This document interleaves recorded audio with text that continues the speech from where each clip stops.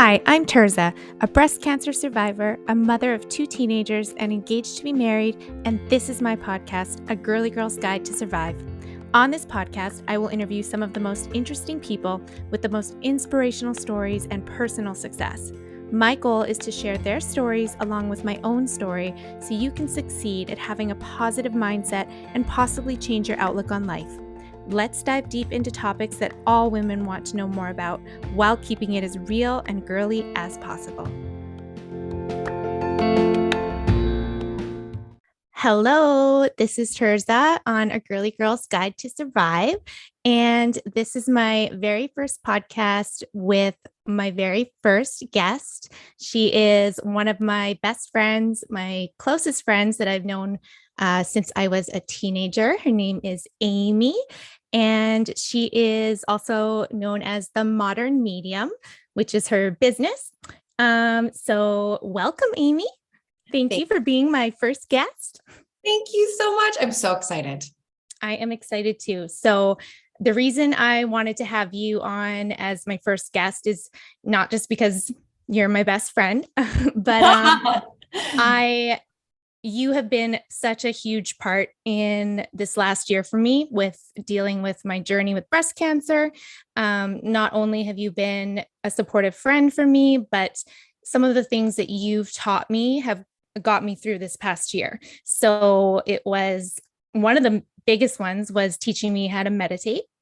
I've never been a fan of meditating, and now I don't even think I could go without it. So thank you for that. We will talk a little bit more about that just because I think it's such an important thing to have in your life. And I think a lot of people don't know how to meditate or don't know how to properly do it or don't know how to start. So I do want to talk to you about that. And then I also want to just talk to you about you and what you do and being a medium. So, I guess just give yourself a little introduction about yourself. Yeah. Well, thank you for that. My name is Amy. I am known as the Modern Medium, and I am a medium, a psychic medium and meditation coach. We'll talk about, the psychic/medium part later, I hope, but, yeah, that's what I do. So I have many clients that I see every day, and we connect with spirit and collective spirit loved ones. And yeah, it's kind of like I have the best job in the whole entire world because every day is a new adventure, and every client is different, and it's something that I value so much. So what I do is very special to me because of how it changed my life as well. So I'm saying same here for it. And Yeah, no, I think especially like being your friend, and so having access to talking to you and all the questions I have about, spirit or being a medium, I think has also really helped me just with accepting everything. And this past year, like now that I fully understand kind of what our purpose is here on earth, it feels like you take everything into perspective now a little bit differently. Do you feel that way? 100%. Yes. Yes. Yeah. So that's why I kind of just want to have these questions for you so that everybody can kind of hear it and maybe apply it to their life. Maybe it can help them in some way. So I guess the first question I have is, maybe can you just describe for people who might not really fully understand what is a medium? So a medium is someone who has psychic abilities, but also abilities to literally exchange with the medium or the in-between, so the other side, if you will. So everyone has psychic abilities, everyone, depending on the scale, right? So when we talk about intuition and things like that, feeling, if I sometimes you pick up the phone and I say good morning to you and you're like, what's wrong? Like it's this sense of connection that we have with people where we can sense certain aspects about them. And that's what psychic is. And medium is the context of being able to go to spirit and collective consciousness and converse and make connections. And so that's what I do. Okay. So when you say like everyone has a psychic ability, is that kind of like your gut instinct? Yes, in a lot of ways, for sure. It's your intuition. So a lot of the times, when we think about thoughts and things that come to our mind, it's almost like when you just don't know, but you have that instinct, and we call it gut instinct. But it does come from like extrasensory perception. So yeah, for sure, that is the gut instinct, but there's so much more to it. There's so many more levels to it. And some people are really good at tapping in and listening to those aspects of themselves. And some people, are completely oblivious or unaware of how that aspect affects them in their everyday life. Okay. That makes sense. When did you kind of first know that you were a medium?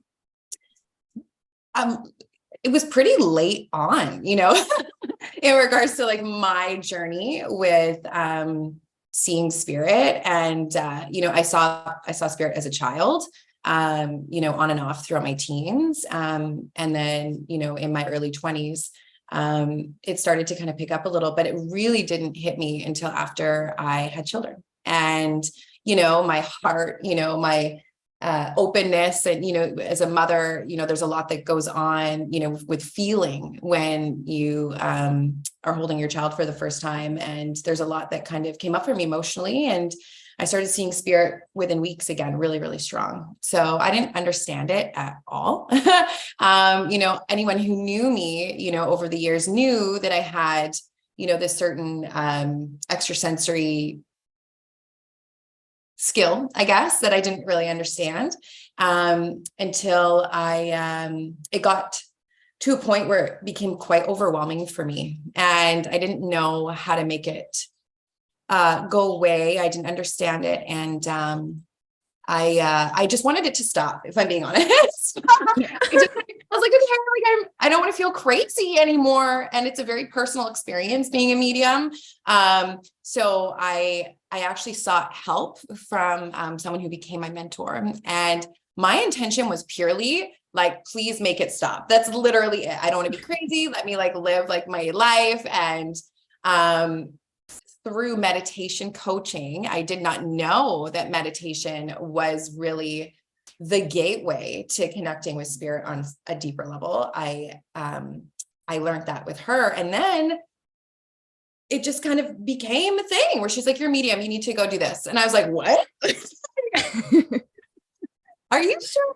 So it was quite the journey. I certainly did not seek it out, but as I learned to tap into it and understand it and listen, I was like, holy shit, yeah, I'm a medium. Holy, oh my God. Like I did not see that coming for me at all. No, and neither did I. And No. we've known each other for a long time. So it's just so funny because I've been a part of you, like watching through this whole journey of yours and watching you become a medium and tap into it. And it's just been so cool. And like everyone always asks me like, oh, was Amy always a medium? And I never know what to say. So I think that kind of answers it. Mm-hmm. Yeah.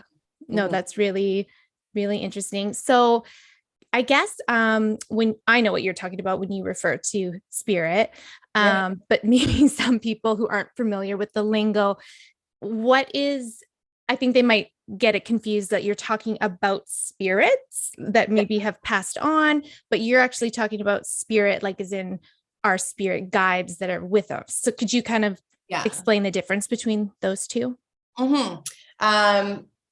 Yeah.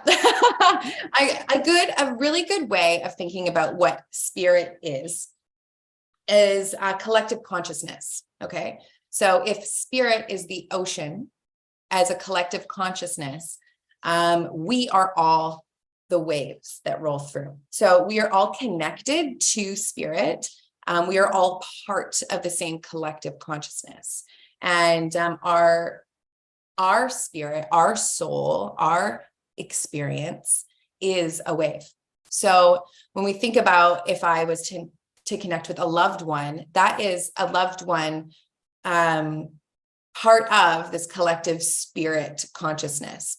So it's something we all share. So spirit is the universe. Spirit is, source. It's so much more than just one individual. It's us. It's all of us. It's a collection of energy that we all share and can tap into. So sometimes, there's layers to that. When I am in my client session, if there's someone that comes through that's a loved one, they kind of vibrate at a certain level, if you will. And then we have spirit energies that can vibrate at higher frequencies, that are maybe those of spirit guides, or, those of collective source, that some of them don't even identify as male or female. They're just an energy, a feeling, a sense, a guide. And, it's my job to connect with them and translate and deliver that message to my clients. So it's kind of a mix of both at the same time. But when I connect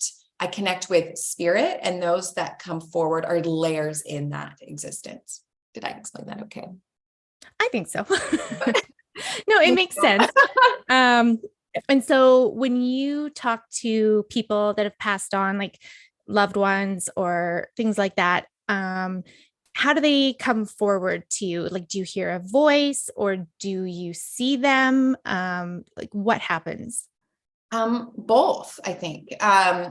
It depends. I have, it's funny how, some loved ones, while in spirit, they certainly, go through a journey. You're not done, after this physical experience, there's more to do, so they come through, and a lot of them,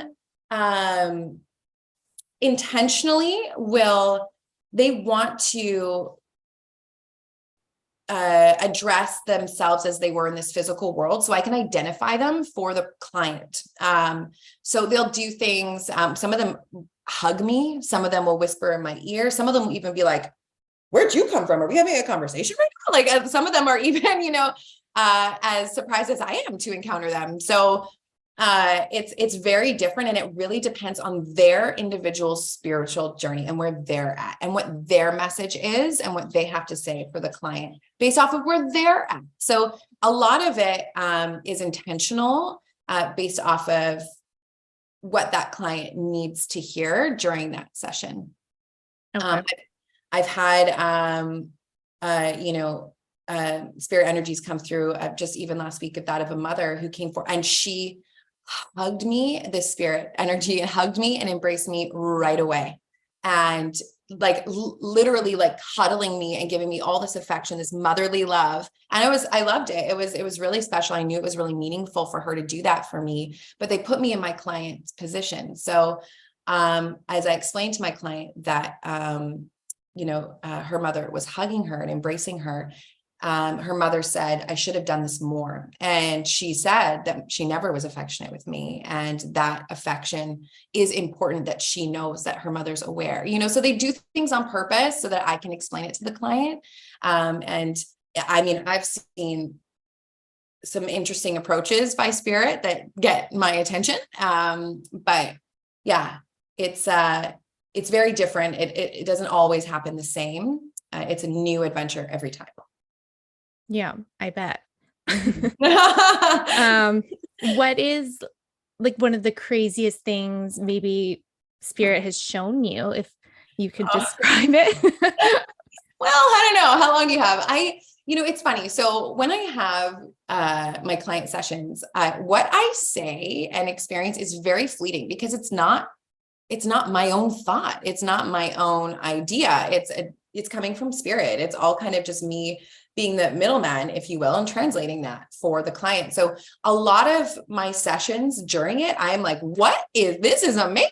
And then afterwards, I'm like, what just happened again? Like, it's almost like, when you wake up after a dream and you're like, whoa, that was the craziest dream ever. And then, as the hours go by, you're like, what was that? Like, that's what I experienced. Yeah. So the only, there's a few standouts, because I have had an emotional reaction to the situation that, So The craziest, well, as of recent, I had Spirit tell a client that she needed to have sex. Oh. But that she needed emotional release and in that physical form for her. And a lot of it had to do with her energetic point of her sacral chakra. And that is, where our lady bits reside and our sexual organs. And so there was an imbalance there, and they were acknowledging it, that she needed a release in that way. And, like, get out there and, don't ignore that part of you, and so Right. I've never given anyone sexual advice in that way, but, as a medium, it's not something that I ever thought I would do. Also, sometimes, spirit can come through, especially if they're a low level spirit. So I'm not a fan of the term ghost. Okay. I don't, and only because of society and everyone's preconceived notion of what a ghost is. And a ghost is scary. A ghost is lurking and it's going to hurt you or something. And that's not what a ghost is at all. And so a low level spirit is a spirit to me that engages with our physical world. So really any noun, like a person, place, a thing, or even an idea, it's low level and is aware, of this, our physical experience. And they formed an attachment to some aspect of that. So I call those a low level spirit, AKA like what we would call a ghost. So is that kind of what people would maybe think, like, oh, I have a ghost in my house, or I've been hearing sounds, that would be a low level spirit? Yes. And, Okay. and the way that, and there are lots of layers to spirit, so they can be different in your home, but generally, yes, a low level spirit does engage in a particular way. And they can also present themselves in a very interesting way. A lot of them, even when we talk about like these ghost hunting, shows and all these aspects where you hear a growl, I've been growled at by a low level spirit, and it's not exciting, but it's just an energy that's experiencing something. And once I realized that I could be like, no, they almost change form, they almost present different, and I can learn about them, whether or not how they were manifested, because we can manifest low level energies, which is a whole other thing. But I can also understand their journey and either, remove them or engage with them and deliver a message that they're intently trying to share. So I think, did I answer that? Yeah, no. So you're saying there's low level spirits. What would be the next level, I guess, or like what other types of spirits are there? That's a good one. So we have spirit guide energies that, and there's lots of, again, a category of a spirit guide can be a loved one that has chosen, to really, I don't want to say stick around, but really for a period of time based off of where you're at, provide you that support and guidance that you need, the feeling of being around someone you love. And then when they leave you, there's that emptiness. So a lot of the times they're aware of your experience in that way, and they can, make a choice to be present with you. So you feel them for your healing. Level after, I would say there's about 10 levels. So I'll maybe categorize them in 3 within that 10. So, low level would be like a 1, 2, or 3. And then if we do maybe a 4, 5, 6, that would be like a spirit guide, someone who maybe is an ancestor as well, who is in your family lineage, who is tied to you or your purpose or your journey. Spirit guides also are, quite mysterious in nature, where you think about, they've been with you your whole existence, your whole soul existence. So life number 1, life number 2, they've been with you the whole time. And they're basically like your cheerleader. They are your conscience. They are the ones that are like, do you have a shot of tequila? I'll just give it a minute, give it a minute. They're the ones that are that inner voice, and the more that you the more lives you have, and the more your soul has experiences, the closer to you, that connection, that bond can become, because they get to know you, get to know them. And, so they're really engaged in your journey, and then from there we have higher ascension guides, we have light beings, we got a lot of energy manifestations that can exist up in those higher levels that I've experienced, that are very ethereal, that are very source related, that are almost, angelic or godlike in nature. So yeah. Okay, no, that does explain a lot. When you say, your all of your lives and things like that, so you're saying that you are kind of, whether you're an old soul or a new soul, you're kind of, can you like explain that? Where are you saying we are reincarnated, or we come back and do it all over again? Yeah. Yeah. Yeah. Well, Okay. no, it's not all No. over again per se. I would say that there is, we are spiritual beings having a human experience. Okay. Mm-hmm. We chose to experience ourselves. Okay. So there's an aspect of an awareness of a journey of learning that is important. And, it's so incredibly ironic, because our human nature is to be like, I have to do this and have this and be this, and then everything will be okay. And my purpose shall be fulfilled, and yay. But like, hilarious, because we never ever really receive completion at a certain aspect. You know what I mean? Not Right. everyone, at the end of their life, there's this sense of connection to the people in it, but also like, what was that? Like, what did I learn? What do I want to pass on? It's all about, it's all about connection and cycles and learning and changing everything. It's guaranteed to change, that concept of flow. So when we think about our soul, and when we think about the experience in, this physical level, if you will, it is the concept of, okay, I learned this time. Next time I'm going to, go through it. It's not even necessarily, again, a conscious decision, but it's the aspect of your soul's journey to learn to understand itself. And, when we talk about experiencing, an awakening, or, finally having, that Buddhist monk moment, where we've made that connection with our higher self, that is the intention. The intention is to go through it all and then be aware of it from the beginning. It's pretty interesting. But,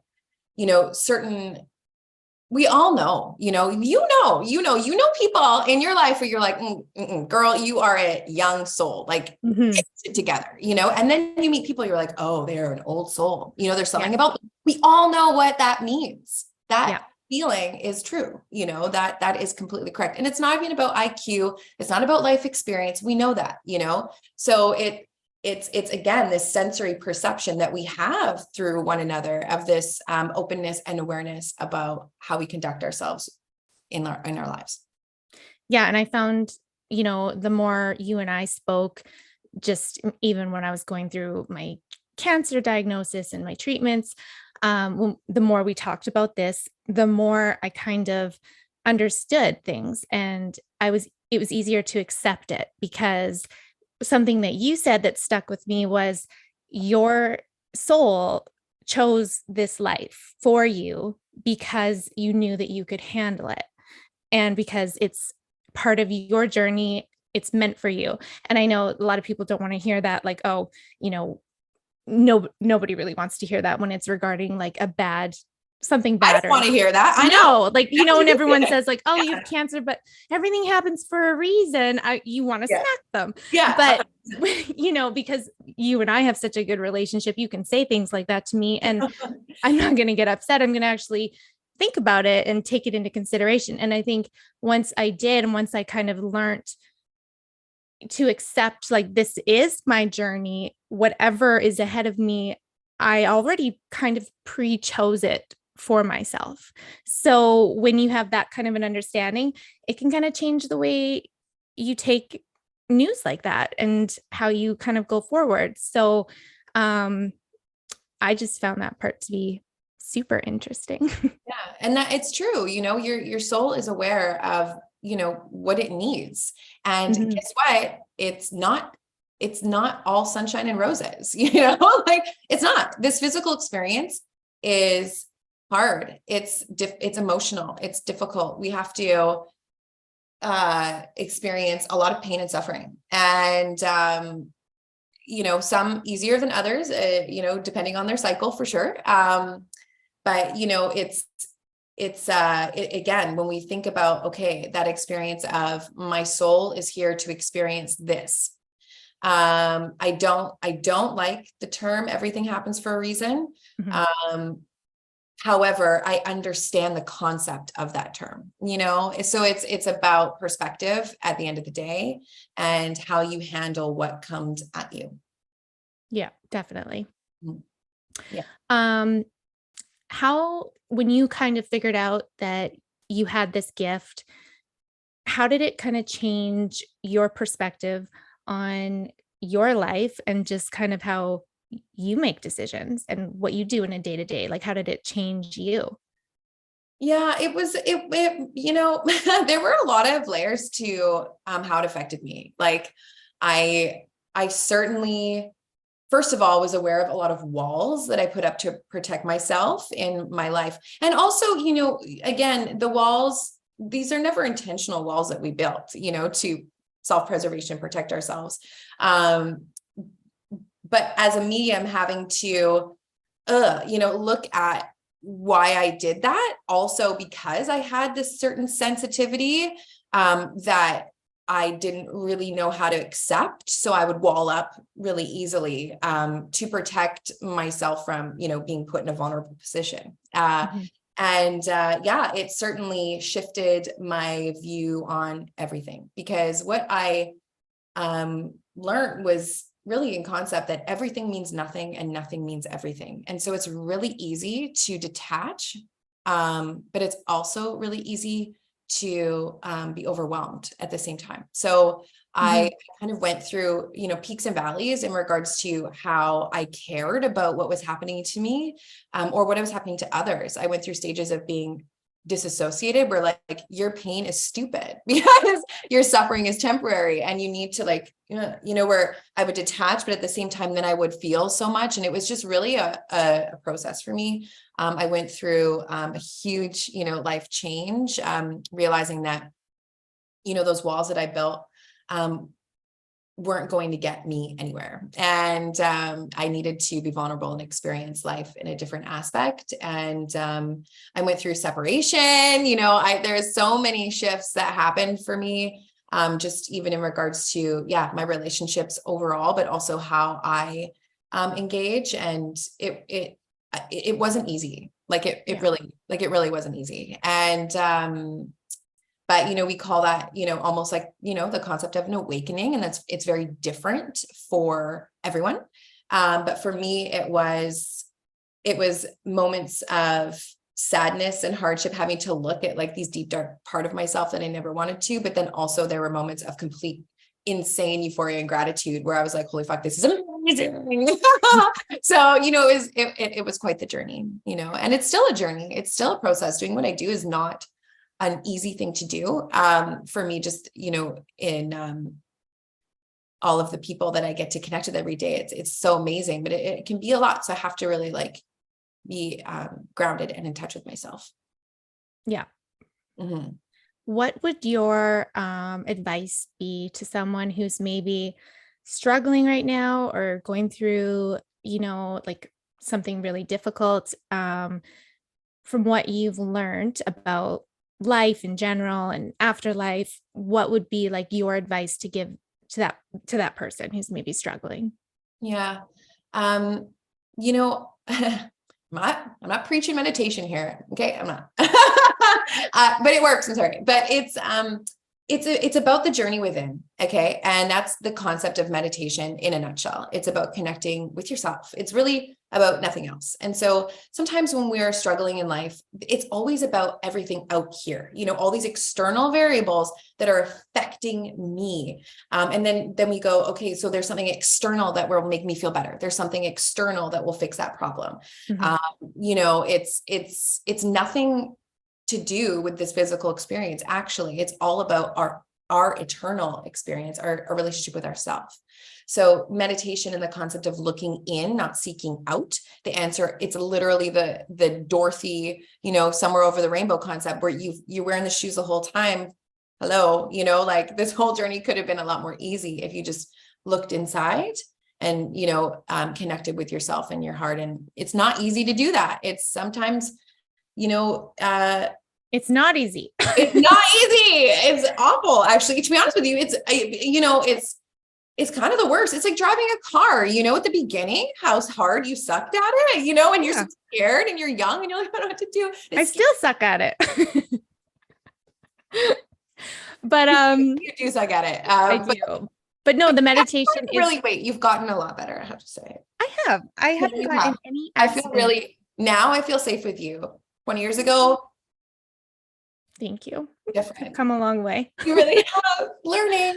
But no, I think I want to talk more about like the meditation because you introduced it to me this past year.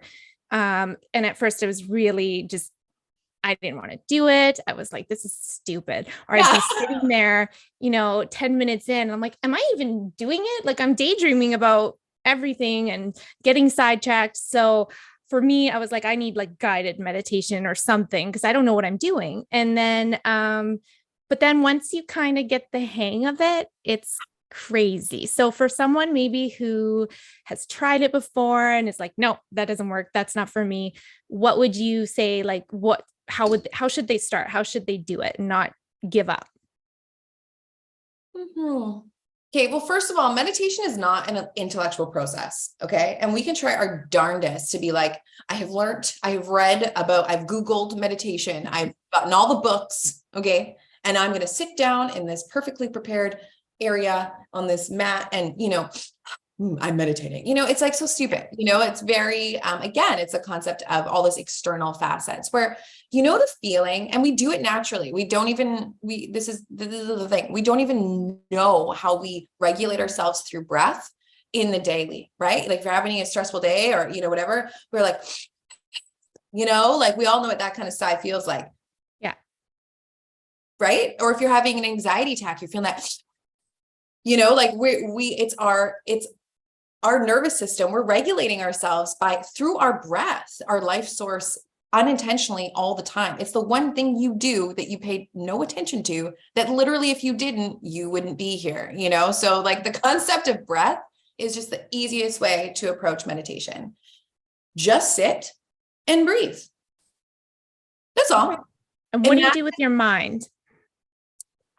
Nothing, you know, to begin, you do absolutely nothing. And so it's a concept of sitting down with yourself and paying attention to your breath. And when, you know, I suggest that and someone goes, and then they start thinking about that work email they didn't send and then how their boss is going to, and then and then they go, oh my God, stop it. You know, and they shrug off that thought like they're doing it wrong. But we have to understand that what is happening when we sit down to meditate is our body is literally digesting, it's detoxing all the energy that we carry with us, all the energy that I see when I do readings with people, you know, like this exists around you. You carry it, energetic vibration around you all the time about what you're going through. So these thoughts are actually you digesting that and acknowledging it. And it helps you deal and cope and understand them a little bit better, you know? So if that thought, that email comes through, if you see it as a bubble, you know, imagine it as like a little thought bubble and you go, okay, I see you, pop later. And then I'm breathing and then just focus again. I breathe. And then, oh my God, I didn't pay that bill. La, la, la. Okay. I see you breathing. And you just kind of go through that motion and do it for 3 minutes. You will feel better. I do not care. Like try to argue. You'll feel better. It's just as simple aspect of connecting with yourself and what's going on in here. And the beauty is, as you just continue to do that, how it blooms and how it grows and how it becomes so much more. And the more you do it, the less those little thoughts come through, and the more your breath is really engaged. You feel about, I say that a lot, but when you feel and think about how your chest moves when you breathe, how it feels as it rolls through your head, envisioning your breath as a being passing through you, and using your imagination and just letting it completely blossom. It's amazing what kind of, spirit downloads you can really connect with when you're doing that. And you don't even notice. You'll be like, that was an interesting idea. Or like, why did I end up on the beach? Weird. Well, yeah, I like how you say, like, use your imagination, because I think as adults, we just forget how to. And then when I started meditating, I actually remembered a memory from when I was a little girl, that I used to meditate at night when I was, in my bed, going to bed.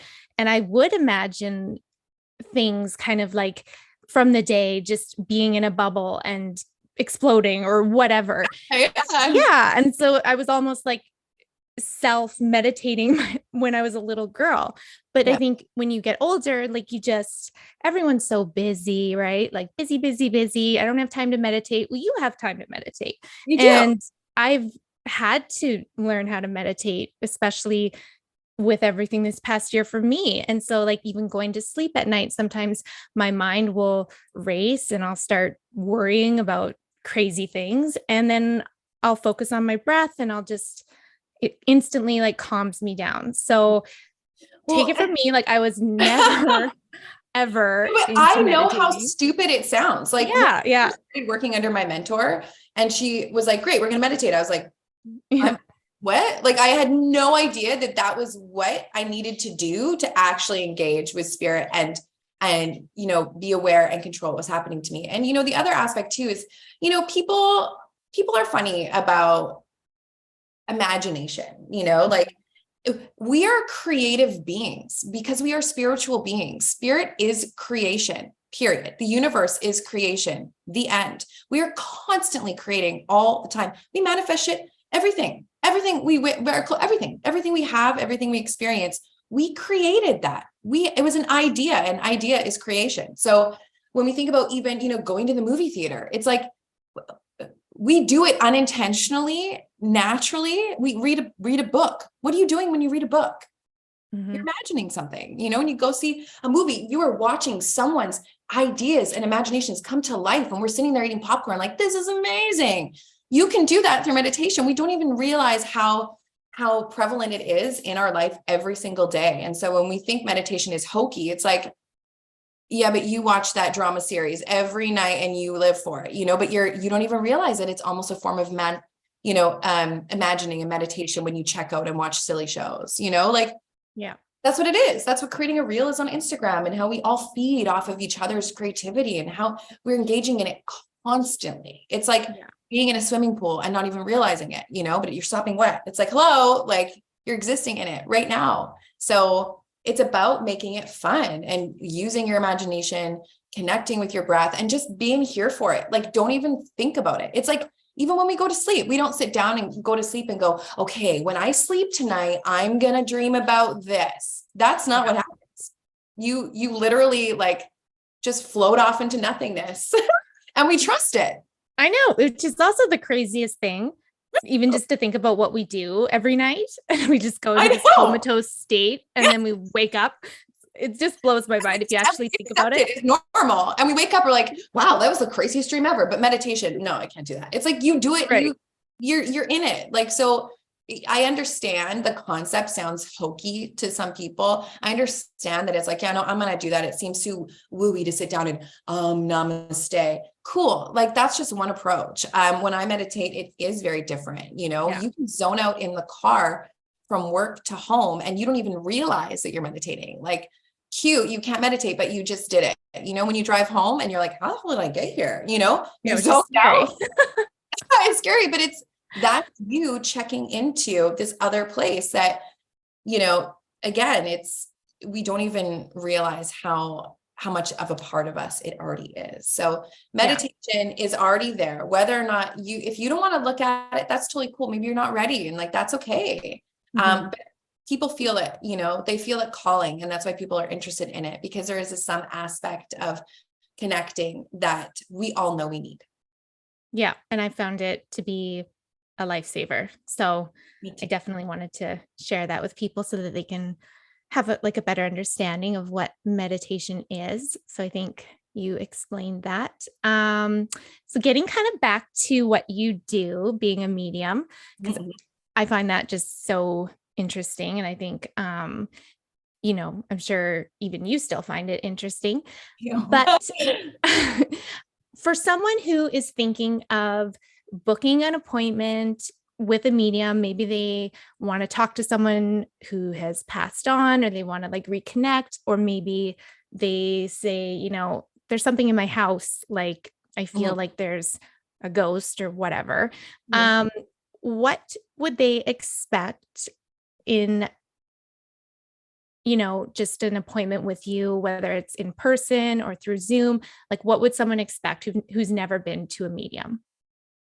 It's hard because everyone's experience is moderately different, I'll say, so my rule is that spirit always tells us what we need to hear, not what we want to hear. So sometimes people come into it with a certain amount of expectation. I want this person to come through and tell me this, or I want this person to come through and say this and show me this.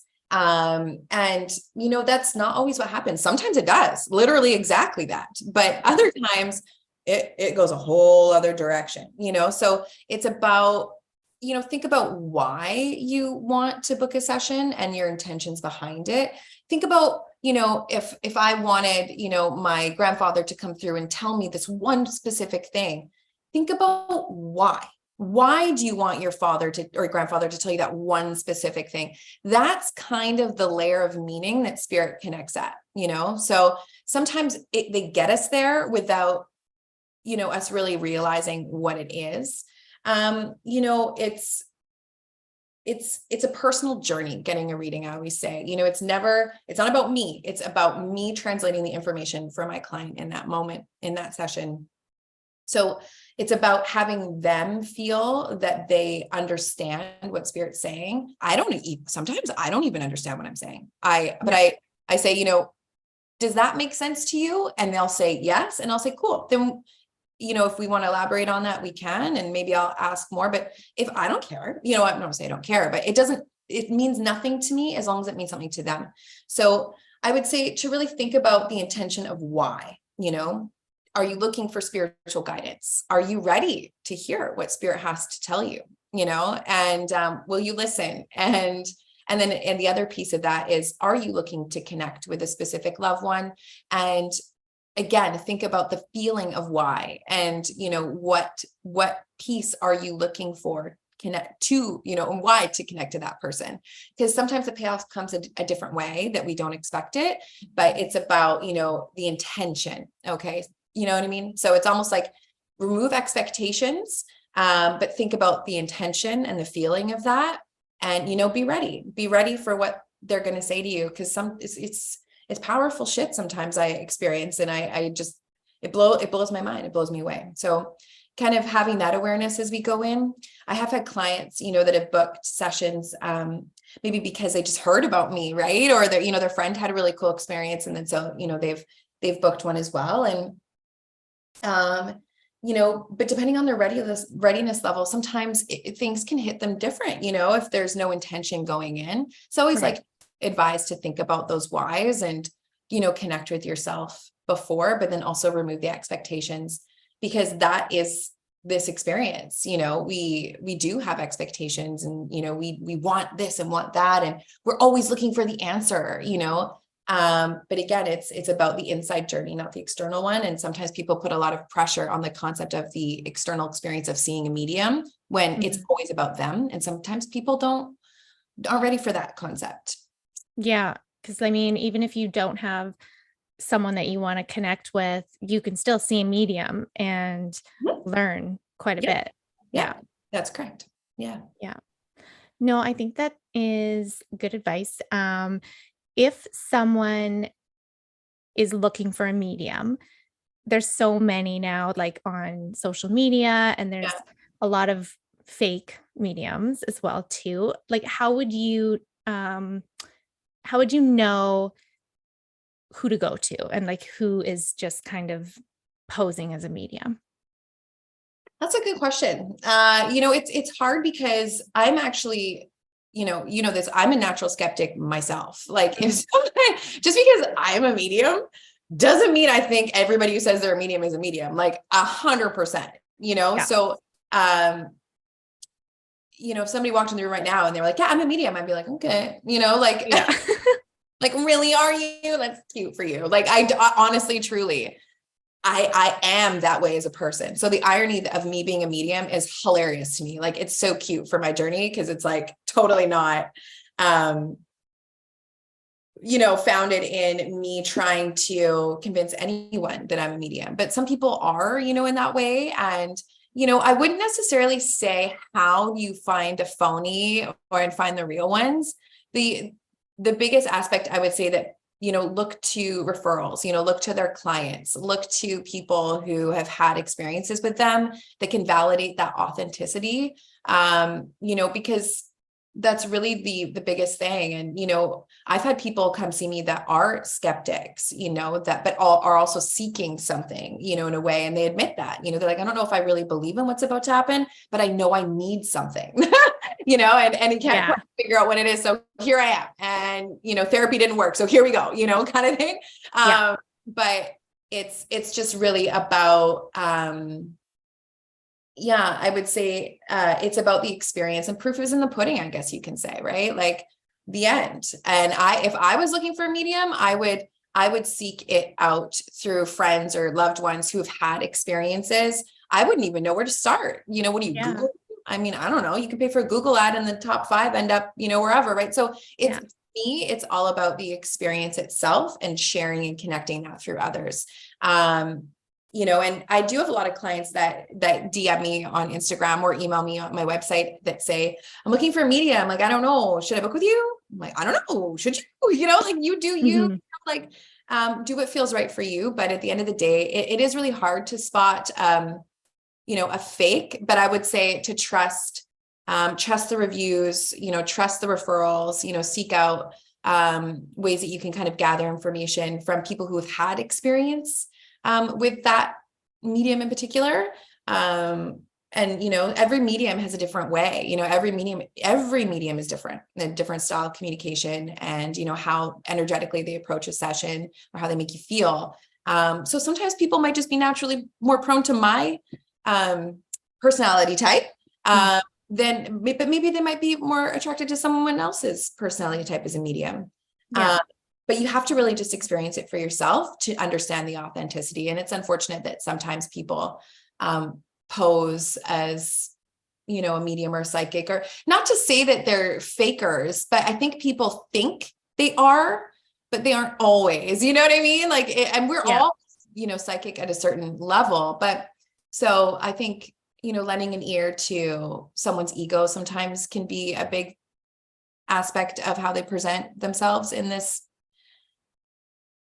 category or this line of work. But yeah, Yeah. I would say seek out reviews, connect with other, clients, and then, just go in it with no expectations and openness and see what you Yeah. get. That's good advice. It's hard. So, how would people find you and book with you? Well, the Modern Medium is my handle. So you can find me on Instagram, Okay. Facebook, or themodernmedium.ca. Okay, perfect. And then look out for those copycat Instagram pages because Oh we've my been getting a lot of gosh. those. Yeah. Why did that happen? It's awful. That's the one thing too about, a faker, in that we think about it being all about, profit, or really pulling at someone's heartstrings, so when those faker accounts, they message followers and they Mhm. suggest, I have a message for you, and from spirit, and no, like I would never do that. I would never seek out a client in that way, because spirit will bring them when they're ready. Yeah. So you're right. Thank you for making mention of those. Yes. I'll put your handles down for everyone too, so that they can find you and Yeah. book with you. And even though you are in BC, like they can book through Zoom and things like that. Absolutely. Yes. Okay, awesome. Well, thank you for being my I very have to first say, guest. Teresa, I'm so proud of you. Like this year, what you went through, physically, but also spiritually, to me, I have found incredibly inspirational. And Thank you. you have so much strength and so much, wisdom, but you're not an asshole about it. You have no ego. You're just graceful and kind and very giving. And I really appreciate what you've taught me this year and what you I give. taught you something. Yes, you Oh, do. Yes, you do. It makes me emotional because I'm just so proud and grateful for you. And I'm here for it. You're amazing. You're well, amazing. right back at you. You're amazing. Okay, we can hug about it later. Okay. But thank you for being my very, very first guest. And yeah, I'll put your info for people to find you. And if there's any like last bit of advice you want to say or something that people should kind of take away with them, what would it be? I would say look inward. The answers always lie within at a certain level, and that's what meditation is. That's where spirit is. That's where our connection to source is. It's here. So, when in doubt, feel it out. Ooh, when in doubt, feel it out. Now you're a rhymer. Okay, well, thank you so much, Amy. Cheers, I love you. Love you long time. I love you. Love you.